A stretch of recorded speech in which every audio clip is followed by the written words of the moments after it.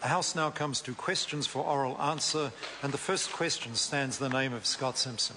Thank you, Mr. Speaker. My question is to the Minister of Finance and asks, how will the budget on 24 May continue the government's long-term program to build a more competitive economy?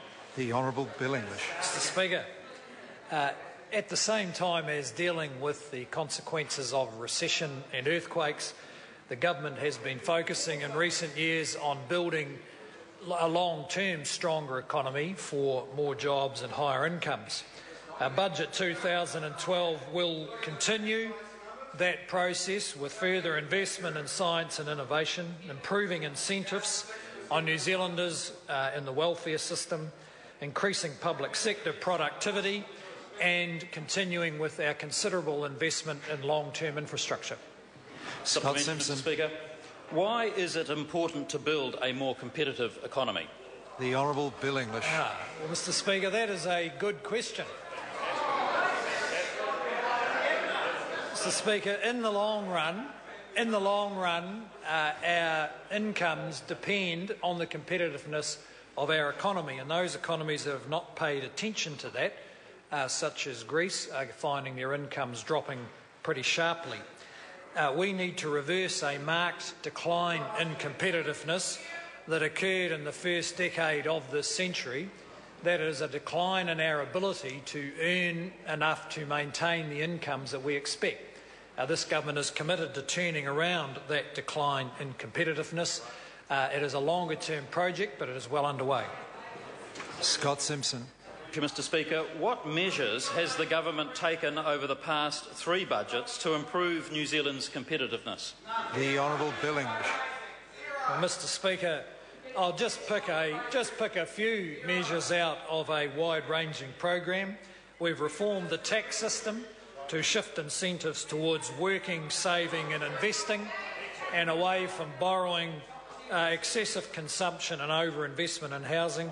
We've amended the bigger pieces of regulation that the government writes, such as Resource Management Act, Securities Act and Employment Relations Act, to help businesses make the decisions to invest and employ, because that's how we get more incomes and more jobs. Scott Simpson. Supplementary, Mr. Speaker. What progress has been made in building a more competitive economy? The Honourable Bill English. Well, Mr. Speaker, lifting competitiveness is a longer-term project, and it's a bit difficult in any given year to pick indicators of progress. But we can point to some. The economy has grown in 10 of the last 11 quarters, outperforming most other developed countries. Household savings are now positive, and in fact at higher household savings rates than for about 20 years. Our overall debt to the rest of the world has fallen slightly, and we are headed towards surplus over the next 2 or 3 years. The Honourable David Parker. Does he agree that the disappearance of $1.5 billion revenue from the government's books in the space of 6 months is a consequence of, in the Prime Minister's words, sticking to a plan that's working? The Honourable Bill English. Mr. Speaker, no, I don't. As the commentary made clear when the government accounts were released this week, some of that revenue, of course, will actually correct itself over the next few months. But let's just keep this in perspective. The member's fond of quoting Australia.